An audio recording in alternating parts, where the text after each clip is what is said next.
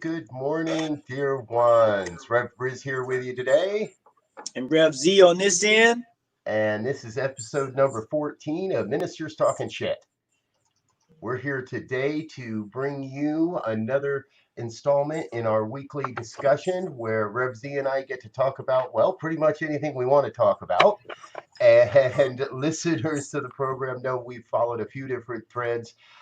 And last week we were talking about the politics of everything, and that kind of led us to this topic that we want to discuss today, which is living in a post-truth world.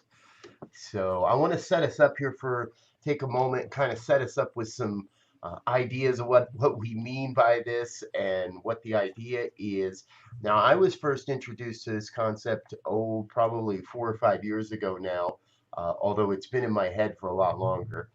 And we've done some research. So first off, let's get started with, I want to share a quote of what we're going to use as kind of our basis. This comes from the Oxford English Dictionary. Post-truth is an adjective relating to or denoting circumstances in which objective facts are less influential in shaping public opinion than appeals to emotion and personal belief.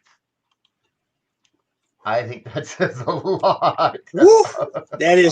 That's too powerful for me this morning. Exactly. And we see this in so many places, folks. And the truth is, it really isn't new. As I did my research, right, I've had this. We've seen this. We don't know what to believe. Is that real? Do I fact check that? Is that a deep fake of a video? Whatever it might be. So I started in my own research. I came across that a lot of people actually consider Friedrich Nietzsche one of the early proponents of the concept of post-truth. And he argues that humans create the concepts through which we define the good and the just, and thereby replace the concept of truth with the concept of value. And then grounding reality in the human will and the will to power. So we're not really talking about truth anymore. We're talking about what we value individually, and can I create enough power to will over you, to win you over? Can I create enough emotion, and can I create, or maybe that's public shame or accusation or condemnation, can I create an environment where you just say, the hell with it, yeah, all right, I believe like you believe? Woo! Living in a post-truth world. Z, what are you thinking? I'm thinking you just blew my mind. That's what I'm thinking. Because this is exactly where we are right now. Where and we've taken we've taken some good stuff and mixed it up with some stuff that's manipulative and controlling, right? So, right now, whether I'm truthful or not is what we're saying in this introductory concept. If I can appeal to your emotions, if I can appeal to the things that you have become accustomed to in life, whatever that is, whether it's nice things, money, job, title, relationships, whatever that might be, then it becomes a value. So now all I need to do is play to your emotions and the things that you value, and I can tell you anything and you'll believe it. Yeah. So now we're post-truth. Exactly. Here's another great one that I found. For those listening to the broadcast at a later time, I've got an image up, and the gentleman on the left is labeled truth. He says, I think, therefore I am. On the right, post-truth. I believe, therefore I'm right. And that leads to that last image is like that should be a mantra right now, because this is two ministers sharing ideas. And so at the basis of what we're talking about is spirituality. How do we get spirit into all this stuff so that it moves, right? And it moves in the right way that's preserving life, right? Yeah. Now, we look at what was just shown about Post-truth is dealing with your beliefs. Well, I might believe the earth, is not floating in space. That doesn't make it true. Right. And in fact, it's not true.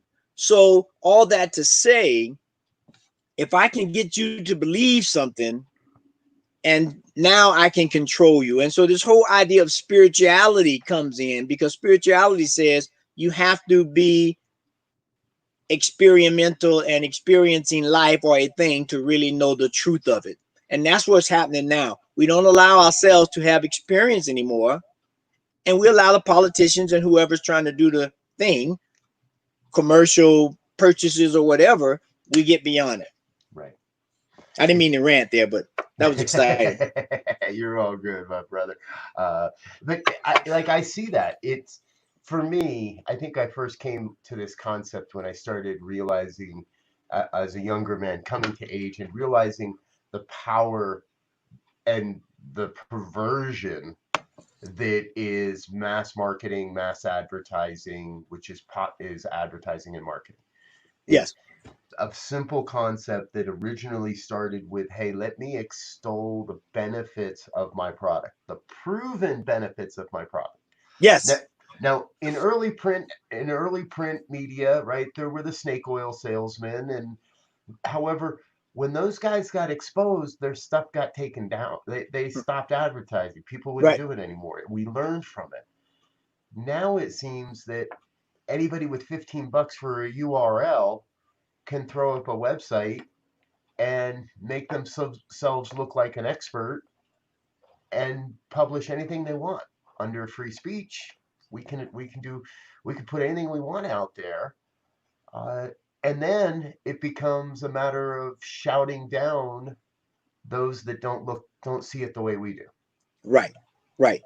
And so when we take that concept of commercial advertising, when we look at the current state, whether it's the political state, the science medical state rather, the educational state, what has happened, in my opinion, we've allowed someone to put their will into place, and they're going to will us to have these beliefs by giving us these uh not snake oil salesmen anymore, but these half truths on articles or commercials, or they take a true statement, but they put it out of context, or you don't have enough content to sew it together. So now you're done, Right. because they got you, and of course they hit all the other stuff. They give you nice color, great sound. They may even put a little drama in it, depending on what they're doing, whether it's reading, writing, or vocals or whatever. And so now they've hit all the hooks to get your Right. attention, to open you up, and then we're gonna pour this into you. And if we do it enough, you'll believe it. Yep. Exactly. It's that, like, we were going back to that emotional piece, right? We're Yes. influencing people based on their emotions, not on the truth, not on what actually happened. Yes. And uh, folks, I don't want to say it's a scary time for truth, because the truth wins out. The Yes. truth, the truth is unchangeable. It is, and this is a core tenet in New Thought, right? I control the conditions of my life based on the beliefs I hold about the truth, not the beliefs I hold are the truth. Exactly. My humanness Yes. influences the truth at every step. I can't not. Well, you can, but it's not the easiest thing to be totally free of our past, totally free of our conditioning, of the lifelong beliefs that we've held. And the interesting thing there is, what I just heard you say, big capital letters, is you have to experience a thing, right? You cannot rely on someone else retelling you a thing or giving you an image of that thing, because you will get only a portion of the truth or the essence of that thing, and then you're going to go off half cocked. It's like Robert hears me say this all the time.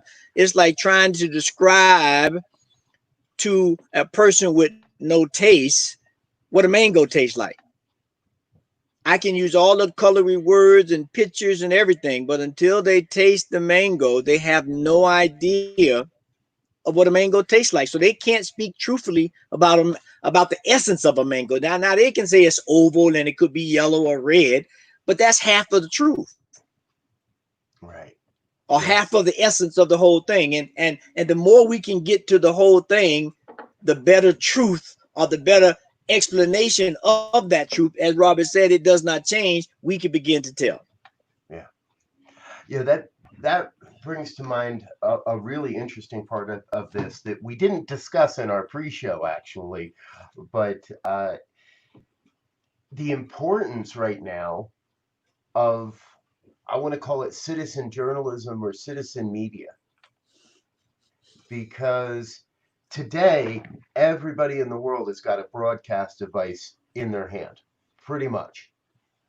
And I've never been a huge fan of Twitter, in my opinion. It always felt like we were just shouting into the void, as it were. Right? I'm going to get to a point here. I found this other great cartoon this morning. And again, for those listening to the podcast, this is a one panel cartoon. Looks a little bit like the Jeopardy show.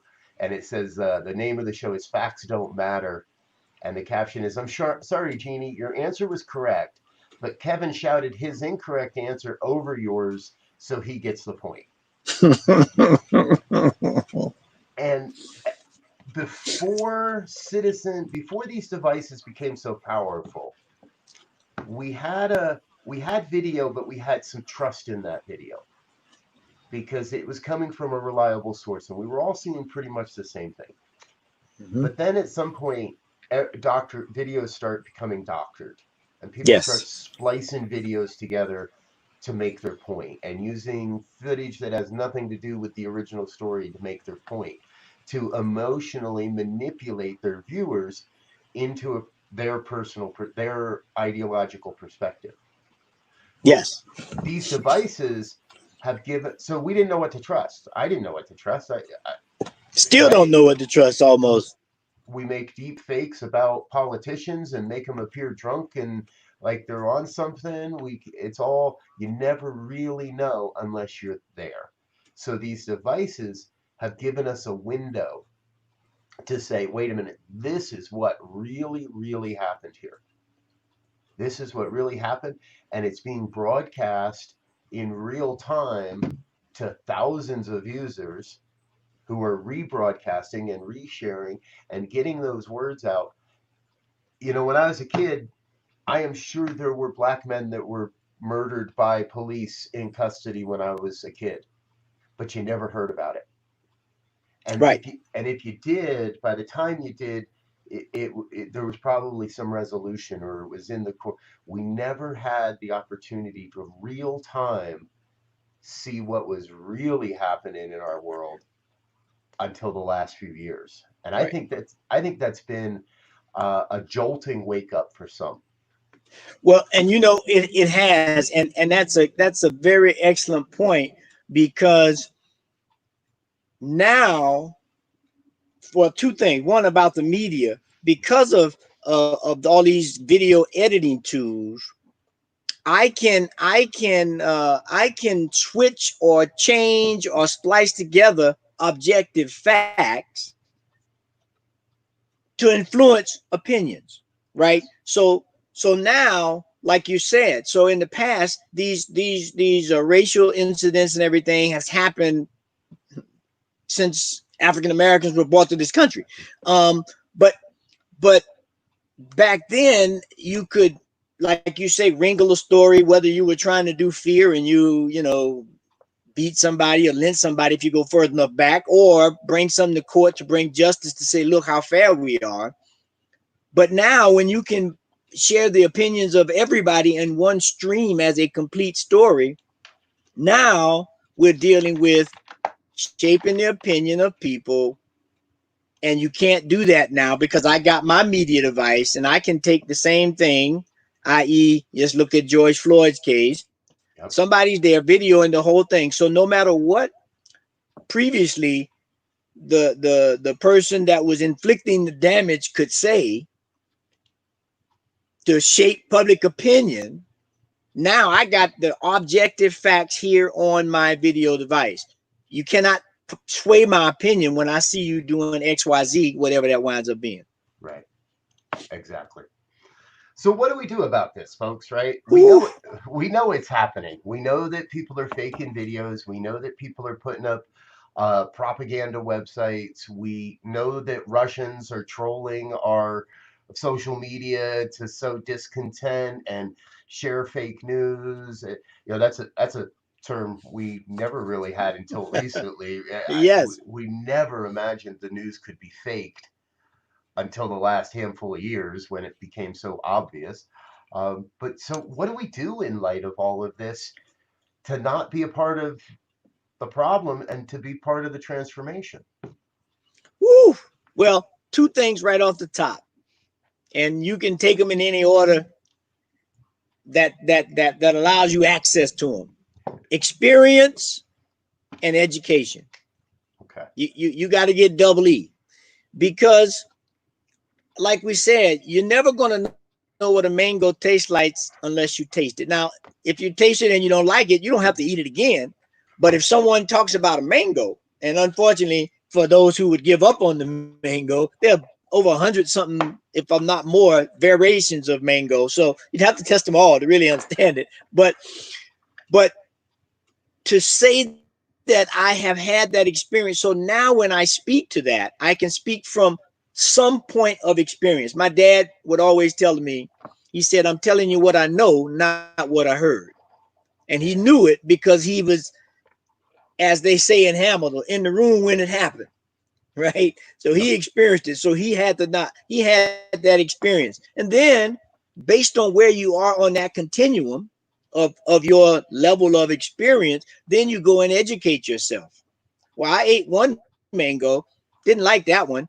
Well, shucks, there's 100 plus, and I know there's a lot. I don't know if it's 100 plus, but there are a lot of different variations of mangoes. And so now you can go study. Well, let me try this mango, that mango. And so now, you know, your thing is good. You understand mangoes. And if I flipped it to a book standpoint in terms of getting information, I heard someone once say that if you read one book a month on a specific topic, and I think it was for 2, maybe 3 years, you would be one of the most noted experts on that topic in the country. Wow. That's the That's that does one book a month on one topic for 2 to 3 years. right. Which is why a lot of people think they can read two or three articles and position themselves as an expert. Right. Oh, Exactly.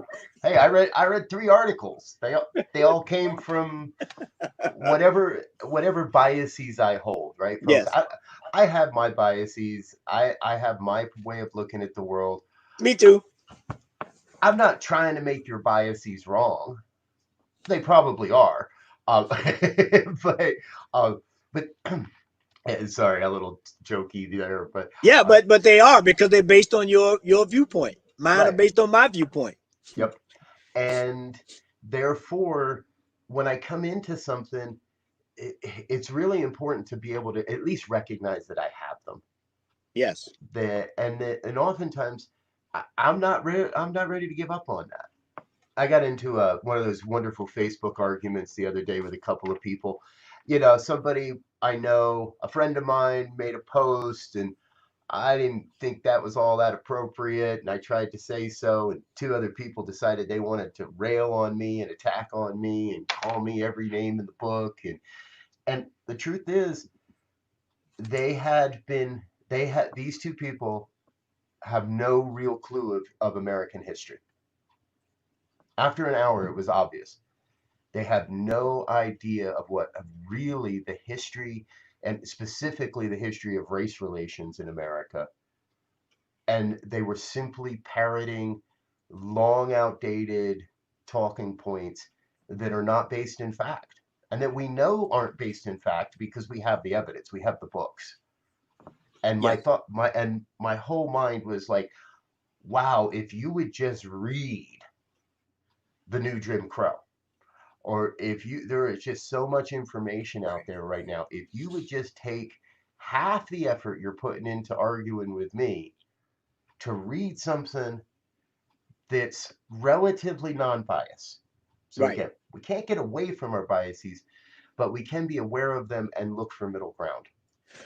And and what that brings up for me is, as a capstone, we got these experience and education, and they're sitting on, in my mind, on this capstone, on this foundation of this organization Ernest Holmes originally started, which is called religious science. Right. Because his idea from my study and interaction with the philosophy is that you have to, and I know I shouldn't say that word, but it is advisable. If I was in your shoes, I would take to understanding this whole universe from a scientific standpoint, religious science, right? A set of precepts that allow me to study things in a scientific method so I can come to my own conclusion. And for that to happen, I have to go through this uh interaction, if you will, or this process of experimenting, taking notes, education, and cycle back through. There has never been anything that has happened that didn't come from an imagination in the head. And see, this is where we're going wrong with the post truth stuff, right? When Einstein first thought about the law of relativity, it was a thought in his head. And he saw it, he visualized it, and he believed it was true. Yeah. Okay, he didn't stop there with the belief. Like now, the post truth is taking your beliefs and manipulate them, because Einstein knew that, I believe that, but now I have to go make it so.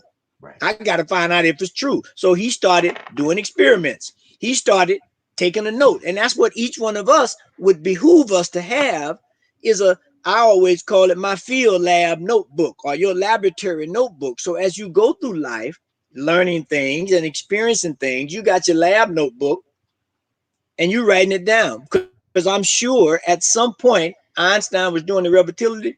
He was writing the big, long mathematical equations. And one day he picked that notebook up and he reviewed it. And I'm sure somewhere in something like that, he said, Eureka, I got it. Here it is. Boom. Next thing you know, relativity.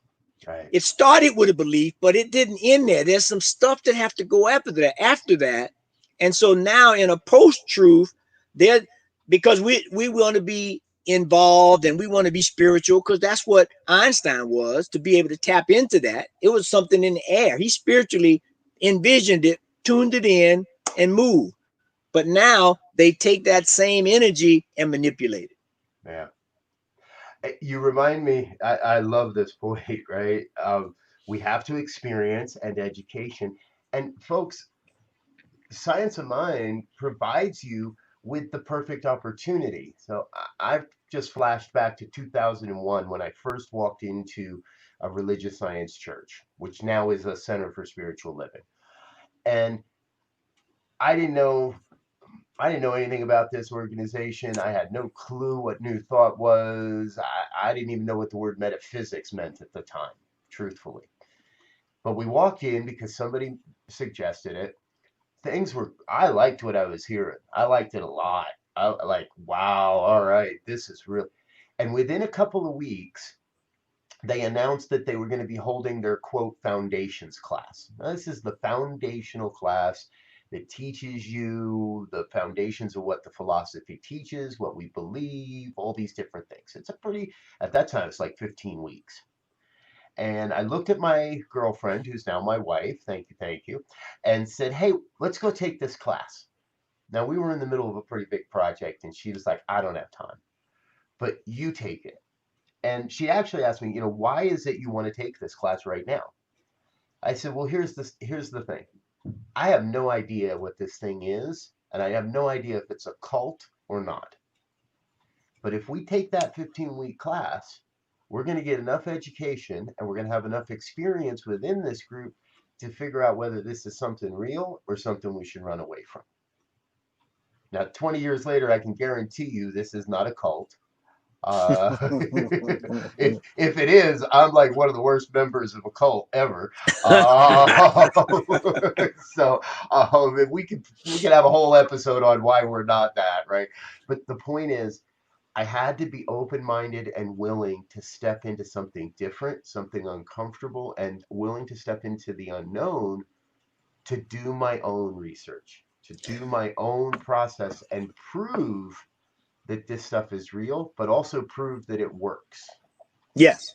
And when you look at Ernest Holmes, when he talks about this, he said when he first started, he said this is an educational institute. Right. This is not a religion. This is the educational institute looking at, primed on, and moving forward with the idea that there's only one thing in the universe, and that the different religions. He says we got enough religions. What we need is an understanding of the core truth of what each one of these religions is presenting to the world as an idea to elevate us to a high level of physical, mental, emotional, and spiritual beings who understand the connectivity of everything. Then his second thing was he says, don't take my word for it. He said, I'm giving you this open-ended life evolving tool. Go prove it in your own the laboratory of your own life. Yeah. And that's where we are now. We have to take these concepts and things that they're giving us. We have to do the study. We have to do whatever level of experimentation we need. Everybody don't need. I don't need to experience everything. I can sometimes look at somebody and say, "Ooh, he experienced that too well. I don't need to experience that. I got it."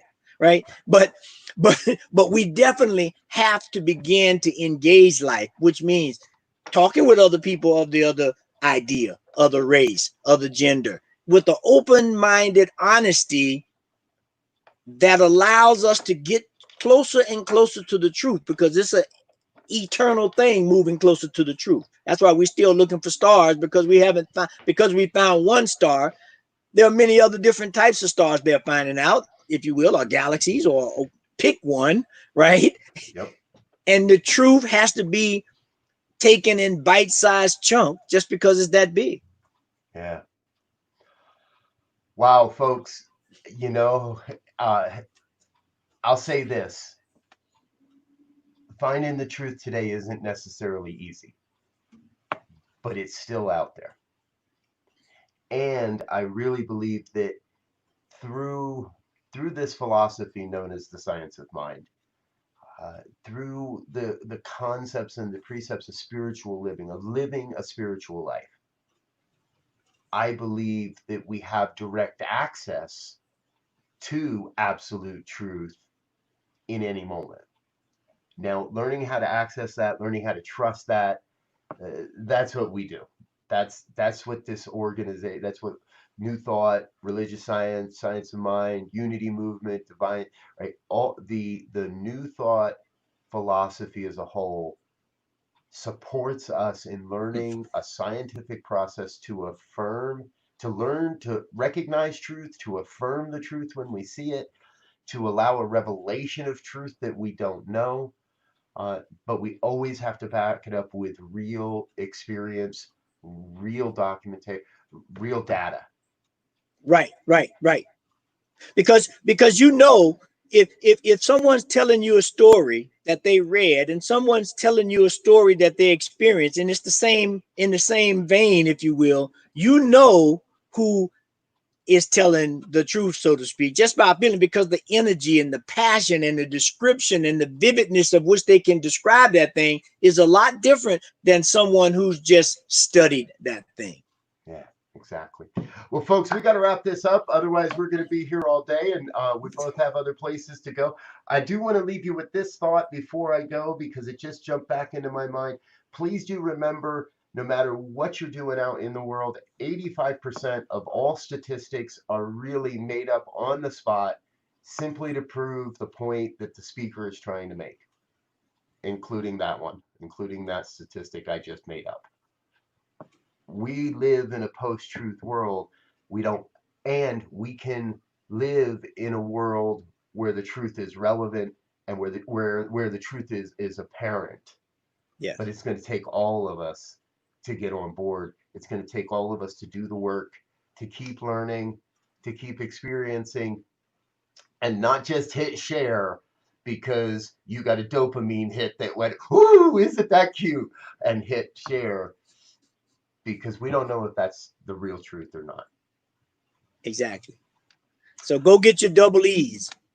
Go get your double E's. Exactly. I like that. All right, folks. I'm Rev Robert, And I'm Rev Z.